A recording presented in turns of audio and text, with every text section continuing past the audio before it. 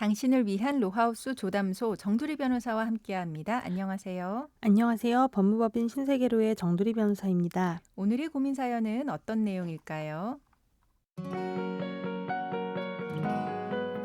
대학 시절 카페에서 아르바이트를 할 때 잘 차려입은 한 남자가 자주 찾아왔어요. 좀 거만한 태도로 저에게 데이트 신청을 했는데 이상하게 그 모습이 그때는 귀여워 보였습니다.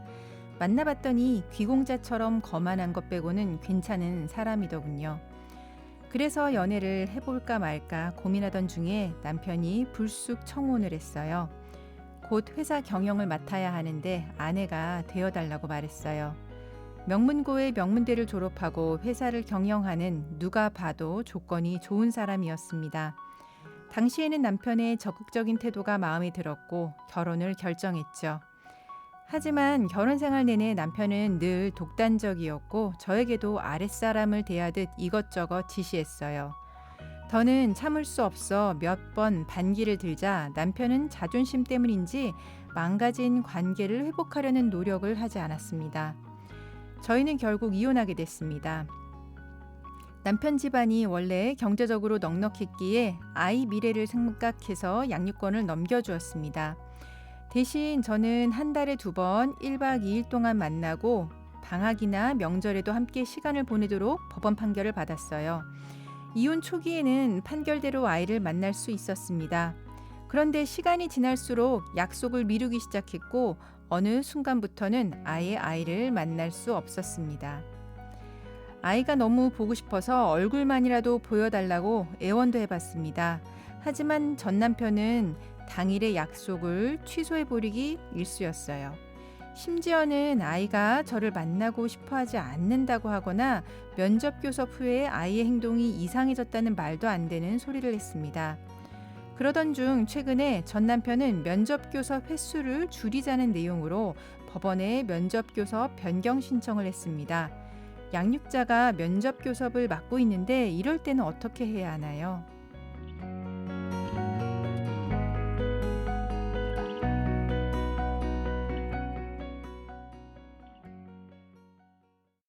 조인섭 변호사의 상담소, 오늘은 전 남편이 아이와의 면접 교섭 횟수를 줄이겠다고 신청을 해서 상담을 요청하신 분의 사연이었습니다. 정두리 변호사, 통상적으로 이혼을 하면 아이와 한 달에 몇 번 정도 면접 교섭을 하게 되나요? 네, 보통 한 달에 2번 1박 2일의 면접 교섭이 이루어집니다. 네. 또 이제 여름방학, 겨울방학, 이제 추석 명절, 설 명절 이렇게 보기는 하죠. 근데 지금 전 남편은 면접 교섭 약속을 어겨놓고 오히려 횟수를 줄여달라고 지금 소송을 걸어온 상태입니다. 이거 어떻게 대응해야 할까요? 네, 먼저 면접 교섭권은 자녀를 직접 양육하지 않는 부모와 자녀 모두에게 보장된 고유한 권리입니다. 네. 이는 민법 제837조의 2에서 정하고 있는데요. 사연의 경우 전 남편이 면접 교섭 의무를 이행하지 않으면서 오히려 면접 교섭을 축소해달라는 심판을 청구한 매우 모순적인 상황이 발생한 것입니다. 그렇죠. 이러한 전 남편의 청구는 자신의 의무 불이행으로 발생한 결과를 근거로 자신의 의무를 더 축소하려는 시도이므로 권리 남용에 해당할 수 있습니다. 네. 따라서 적극적이고 논리적으로 대응하는 것이 중요합니다. 그런데 이제 전 남편은 아이가 엄마를 만나기 싫어한다 이렇게 주장을 하고 있어요. 이거는 어떻게 반박해야 할까요? 네, 사연자분은 먼저 상대방이 기존 판결이나 결정에서 명시된 원만한 면접 교섭을 위한 협조 의무를 위반했다는 사실을 구체적으로 주장하고 입증해야 합니다. 네. 대부분의 판결문에는 양육자는 면접 교섭이 원만하게 실시될 수 있도록 적극 협조하여야 하고 이를 방해하여서는 아니 된다라는 의무가 명시되어 있습니다. 그렇죠. 따라서 사연자분은 상대방이 이 의무를 정면으로 위반한 점을 지적해야 합니다. 네. 또한 상대방의 비협조, 예를 들면 전화를 차단하거나 약속을 불이행하는 등으로 인해 자녀와의 관계가 소원해지고 어색한 것인데 상대방은 이 결과를 원인인 것처럼 주장하면서 면접 교섭 축소를 요구하고 있음을 강조해야 합니다. 네. 이는 원인과 결과를 전도시키는 주장으로 그 자체로 부당함을 피력해야 합니다. 그렇네요.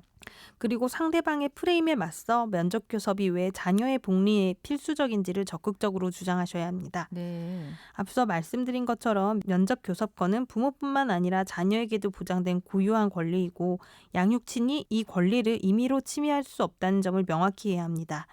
또한 비양육친과의 꾸준하고 안정적인 교류는 자녀가 한쪽 부모로부터 버려졌다는 상실감을 극복하고 자녀의 정체성을 건강하게 확립하며 균형 잡힌 인격체로 성장하는 데 필수적임을 강조해야 합니다. 네, 그래야 되겠네요. 또한 자녀가 일시적으로 면접 교섭에 거부감을 보이는 것은 네. 양육친의 부정적인 태도에 동조하거나 오랜 단절로 인한 어색함일 수 있습니다.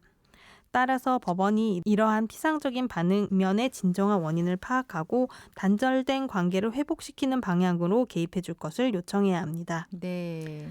이에 대해서는 현재 자녀가 보이는 부정적인 반응은 상대방, 양육친의 의도적인 면접교섭 방해와 비협조로 인해 발생한 인위적인 결과이지 자녀의 진정한 의사가 아니다. 이를 근거로 면접교섭을 축소하는 것은 오히려 자녀의 복리를 심각하게 해치는 것이라는 점을 명확히 해야 합니다.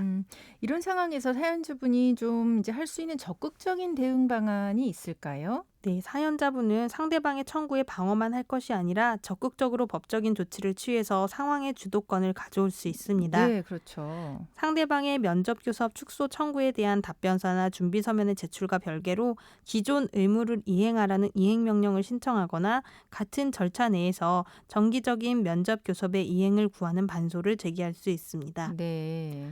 이는 사안의 본질이 면접교섭 축소가 아니라 기존 의무의 불이행에 있음을 재판부에 각인시키는 효과가 있습니다. 네, 그러니까 상대방이 면접 교섭 이제 줄이자라고 하는 거에 대해서 오히려 이제 사연자분 입장에서 기존의 면접 교섭을 이행하라 아니면은 그거를 이제 확실하게 이제 못 박는 그런 반소 제기를 할 수 있다는 거죠. 근데 이거를 이제 제기하려면 여러 가지 증거가 필요할 것 같은데요. 네, 이를 위해서는 상대방의 비협조 사실을 입증할 수 있는 문자 메시지, 통화 기록, 녹취, 이메일 등을 체계적으로 정리해서 제출해야 합니다. 만일 상대방의 면접 교섭 방해 행위가 극심하고 장기적이어서 자녀의 정서적 복리를 심각하게 해친다고 판단되면 네. 최후의 수단으로는 친권자 및 양육자 변경을 구하는 반소도 고려할 수 있습니다. 네, 반소. 아이를 오히려 내가 키우겠다 이렇게 할 수 있다는 거죠. 네. 법원은 자의 복리를 최우선으로 고려해서 친권자 및 양육자를 지정하기 때문에 비양육친과의 정기적인 교류는 자녀의 건강한 성장의 필수적 요소로 현재 양육자가 자녀의 복리를 위해 행동하기보다는 자신의 감정을 우선시하는 것이어서 양육자로서 부적합하고 양육자를 변경하는 것이 오히려 자녀의 복리에 부합한다고 주장해야 합니다. 네. 근데 실질적으로 이제 이혼 이후에 면접 교섭 잘 안 되는 경우 굉장히 많잖아요. 이런 경우에 어떤 대응 방법이 있을까요? 네. 먼저 가정법원에 면접교섭 이행명령 신청을 청구할 수 있습니다. 네. 법원이 이행명령을 내리면 상대방은 정해진 기간 내에 면접교섭을 이행해야 할 법적 의무를 다시 한번 부과받게 됩니다. 이는 상대방에게 강력한 심리적 압박이 되고요. 다음 단계의 제재를 위한 필수적인 선행 절차가 됩니다. 만일 양육자가 법원으로부터 이행명령을 받고도 면접교섭을 해주지 않는다면 법원의 직권이나 비양육자의 신청으로 1천만 원 이하의 과태료를 상대방에게 부과시킬 수 있습니다. 네. 이것은 반복적으로 불이행하게 되면 반복적으로 과태료도 부과될 수 있고요.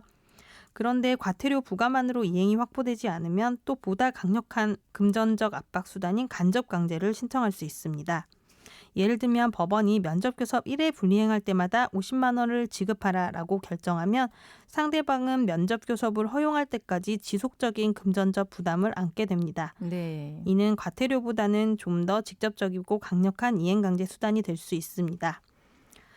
그리고 비양육자에게 아무런 문제가 없음에도 면접 교섭 이행이 고의적으로 계속 이뤄지지 않는 경우에는 네. 앞서 말씀드린 친권자 및 양육자 변경 청구를 통해 양육자를 변경하는 방법도 고려해 볼 수 있습니다. 네, 그럼 지금까지 상담 내용을 정리해 보자면 면접 교섭 의무를 다하지 않은 상대방이 오히려 그 의무를 줄여달라고 하는 거는 권리 남용에 해당하기 때문에 사연자분이 적극적으로 대응을 해야 할 것 같습니다.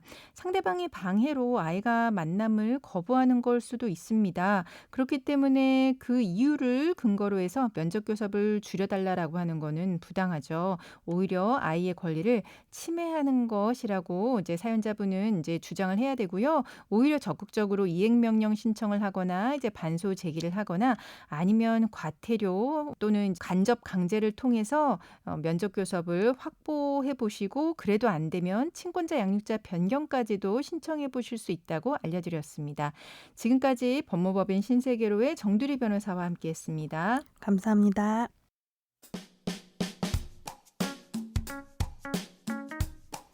알아두면 쓸데있는 법률 이야기 알쓸법 시간입니다. 최근 국제민간항공기구 ICAO가 70년 만에 항공기 고도 제한 기준을 전면 개정했는데요. 이 기준은 8월 4일부터 발효되고요. 2030년부터는 각국이 국내법으로 본격 시행되게 됩니다. 이번 개정을 두고 김포공항 근처의 강서구와 기존에는 규제를 받지 않던 양천구, 목동은 상반된 입장을 보이고 있습니다. 자세한 내용 살펴볼까요?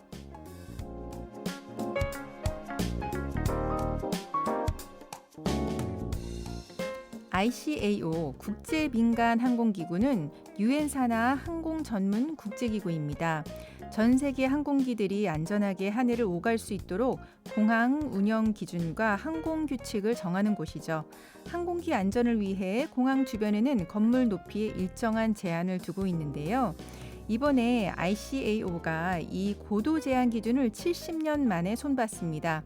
기존에는 하나의 고도 제한 구역으로 운영이 됐지만 이제는 두 가지 구역으로 세분화됩니다. 장애물 금지 표면 OFS, 비행에 직접적인 영향을 주는 구역으로 절대 건물을 지을 수 없는 지역입니다. 그리고 장애물 평가 표면 OES, 이 구역은 비행 안전에 직접적인 위험은 없지만 건물 높이가 기준을 넘을 경우 항공학적 검토를 통해 일부 허용될 수도 있는 구역입니다.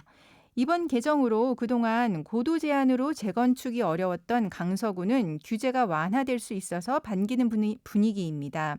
반면 그동안 규제를 받지 않던 양천구 목동 지역은 새롭게 평가 표면에 포함될 가능성이 생기면서 재건축 계획에 차질이 생길 수 있다는 우려가 나옵니다. 실제로 목동 일부 단지는 49층에서 60층 규모의 고층 재건축을 계획하고 있었는데요. 새 기준에 따라 45 내지 90m의 고도 제한이 적용이 되면 30층 이하로 조정해야 할 수도 있다는 전망도 나옵니다.